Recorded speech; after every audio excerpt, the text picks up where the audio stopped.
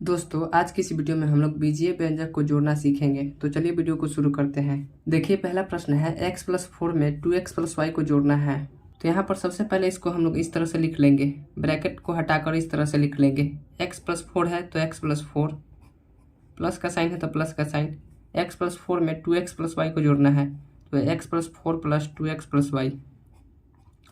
अब यहाँ पर हम लोग देखेंगे समान जाति वाला कौन सा है, समान जाति का पद कौन सा है। जैसे x वाला पद और y वाला पद, x वाला पद को अलग जोड़ेंगे और y वाले पद को अलग जोड़ेंगे।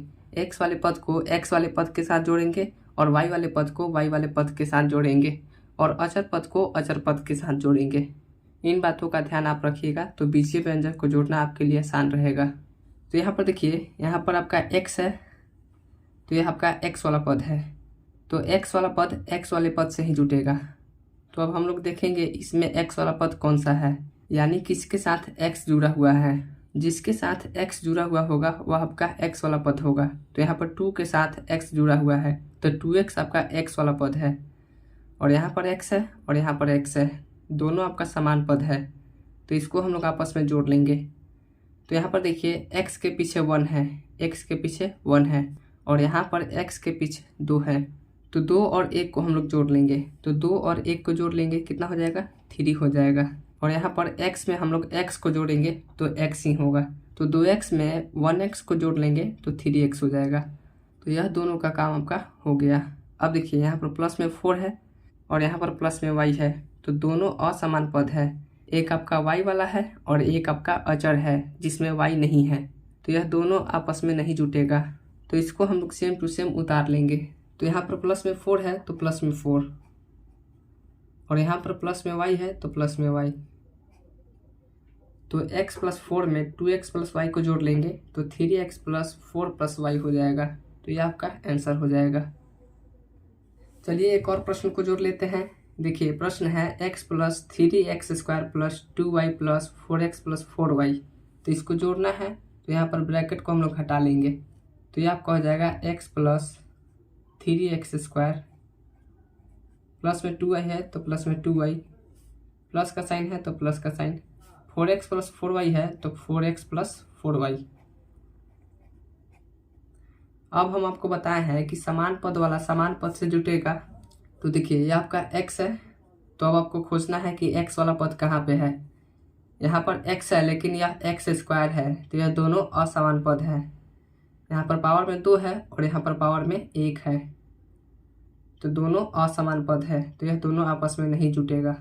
हम लोग को x वाले पद को खोजना है, और इसमें कहीं पे x है तो बिल्कुल है, यहाँ पर x है, तो यह x और यह 4x यह आपस में जुट जाएगा। तो 4x में हम लोग x को जोड़ लेंगे तो 5x हो जाएगा। तो इसको हम लोग लिख लेंगे 5x, प्लस का साइन है तो प्लस का साइन। अब हम लोग को देखना है आगे है 3x², यह आपका x² वाला पद है। तो अब हम लोग को आगे देखना है कि x² वाला पद है कि नहीं।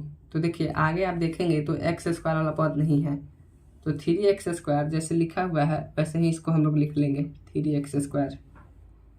अब आगे है 2y, तो 2y है यानी y वाला पद है।